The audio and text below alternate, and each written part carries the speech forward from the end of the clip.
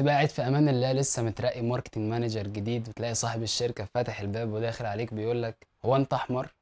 اكتر حاجه كنت بستغربها في الماركتنج اول ما بدات شغل من 9 سنين ان الحاجه وعكسها بينفعوا.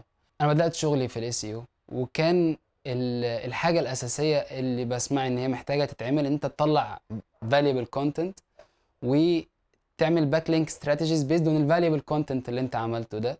وفي الكيس دي هتقدر ان انت تجيت ريوردد بترافيك محترم. ولكن في الحقيقه في احد ضواحي المهندسين في الفتره دي نفسها كان اللي بنعمله خلال يوم العمل كله ان احنا نوبتمايز مقالات من خلال ان احنا ناخد الكي وورد ونحطها في الميتا تايتل والميتا ديسكريبشن بتاعه المقال. نعمل ده مع مثلا 250 مقال، وبعد كده نعمل شويه بوك ماركس لللينك عشان يسمع ان هو اتعمل له باك لينكات، وكفى الله المؤمنين شر قتال على كده. خلاص الكلام ده كان في 2015، يؤسفني ان انا اقول ان هو كان بيجيب نتائج عادي وكان بينجح، وفي شركات اي سي او كتير جدا في الفتره دي كانت شغاله بنفس الستايل. ودي الفتره اللي انا اتعلمت فيها ان مش دايما الناس بتحاول ان هي تعمل احسن حاجه. وهنا بدات التساؤلات، هو هدف التسويق ان انا اعمل احسن حاجه ولا احقق نتائج باسهل طرق؟ بعد كده بدانا نسال ليه بنعمل اي سي او؟ طب ليه ديجيتال ماركتنج؟ طب ليه بنعمل استراتيجي؟ طب هو يعني ايه استراتيجي؟ من 9 سنين لحد النهارده بحاول اجاوب على الاسئله دي، وبكتشف اجزاء من الاجابه كل فتره وانا ماشي. ومن كام سنه قابلت الصوره اللي وضحت لي على الاقل المفروض الرحله تبقى شكلها عامل ازاي.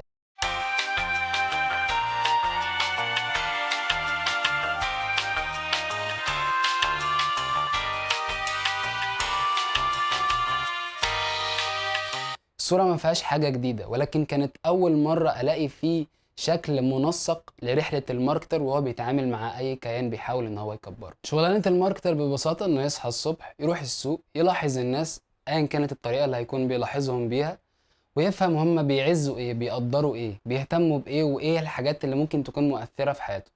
يرجع المصنع أو الشركة أو أيا كان المكان اللي هو بيحاول يكبره وينقل لهم تصور صادق عن شكل السوق واحتياجاته، بالشكل اللي يخليهم قادرين ان هم ينتجوا شيء متناسب معاه. تاني يوم يصحى الصبح ياخد المنتج ويروح السوق ويعرضه بالشكل اللي يفهم الناس هو مين، والمصنع اللي هو جاي منه ده هويته ايه، ويفهمهم القيمة اللي بيقدمها المنتج اللي هو جاي بيه وقد ايه ممكن يكون بيفرق في حياته. فالماركتر بيتنقل ما بين جبهة السوق وجبهة المصنع، وهو الشخص اللي قادر ان هو ينقل للمصنع السوق بشكل صادق ويقدر يفهمهم احتياجاته شكلها عامل ازاي، واللي يقدر ينقل للسوق المصنع اشتغل ازاي وايه هي هوية المصنع ده وليه نشتري من المصنع ده وما نشتريش من حد تاني. الكلام هنا ينطبق على اي مقدم لخدمة او منتج، مش بس فكرة المصنع. انا بحاول ابسط علشان نبقى متخيلين الشكل مع بعض. الرحلة البسيطة دي من السوق للمصنع ومن المصنع للسوق بتتطلب بعض المهارات اللي الماركتر محتاج يكون فاهمها، او خلينا نقول ان بشكل مثالي الماركتر محتاج يكون عنده بعض المهارات اللي يقدر من خلالها ان هو يمشي الرحله دي اند تو اند. اول حاجه يفهم يعني ايه ماركت ريسيرش وليه بنعمله، يفهم الفرق ما بين الكواليتيتيف والكوانتيتيف ريسيرش وامتى بنستخدم كل واحد فيهم، ويكون قادر ان هو يستخدم اساليب ريسيرش مختلفه بتتناسب مع حجم واحتياجات المكان اللي هو بيحاول يكبره.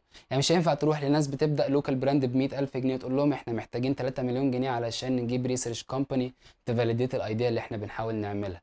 في طرق مختلفة كتير تخلي الماركتر لوحده من خلال التواصل مع السوق بأشكال مختلفة يقدر يفاليديت أفكار، يقدر إن هو يفهم احتياجات السوق بشكل أحسن. ودي شطارة الماركتر في الحتة بتاعة الريسيرش، مش إن هو يبقى فاهم يعني إيه ريسيرش بس، ولكن إن هو يبقى عنده تول كيت يقدر من خلالها إن هو ينقي التول المناسبة للريسيرش المناسب بالبادجت اللي هو يقدر يتعامل معاها. محتاج تعرف يعني ايه استراتيجي وايه هي المدارس المختلفة فيها. محتاج تكون بتعرف تاكسكيوت استراتيجي، مش بس تقول شوية كلام ممكن يكون كويس وممكن يكون مدروس، بس وقت التنفيذ ما تعرفش انت بتلعب فين او هتكسب ازاي او ازاي هتقيس الكلام ده. محتاج تعرف ان الديجيتال ماركتنج ما هو الا جزء من البروموشن. مفيش حاجة اسمها الدواليتي بتاعة التراديشنال والديجيتال.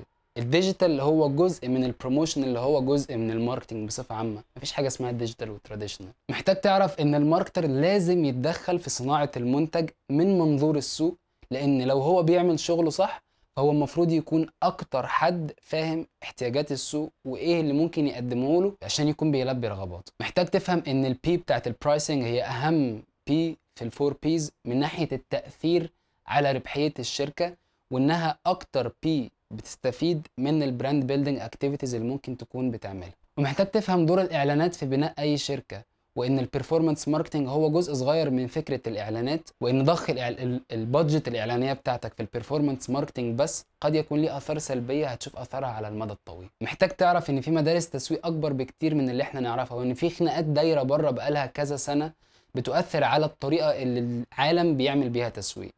احنا نعرف سيث جادن ونعرف كوتلر بس في مدارس تانية كتير زي ايرنبرج باس انستيتوت في استراليا، مارك ريتسون، ليس بينيت، وبيتر فيلد.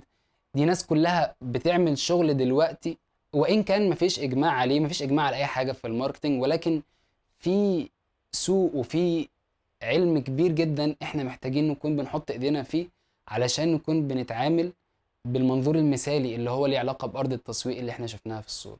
بس الأهم من ده كله إنك محتاج تعرف التسويق اللي أنت عاوز تكون شاطر فيه، لأن في ناس كتير قوي بتقول على حاجات تسويق قد لا تكون بالنسبة لك هي تسويق، ومفيش منظر أو حد هيكون بيحدد إيه هو تسويق وإيه هو مش تسويق، لأن السوق والناس بيحددوا وبيختاروا يطلقوا اللي هم عاوزينه على اللي هم عاوزينه. أنت محتاج تختار شكل التسويق اللي هتكون متميز فيه. ممكن يكون ده شبه أرض التسويق اللي اتكلمنا على تفاصيلها، وممكن لأ، ولكن الأهم إنك لما هتحدد نوع التسويق اللي عاوز تكون شاطر فيه، هيكون شيء صعب جدا إن مديرك أو صاحب العمل يخش ويقولك هو أنت أحمر؟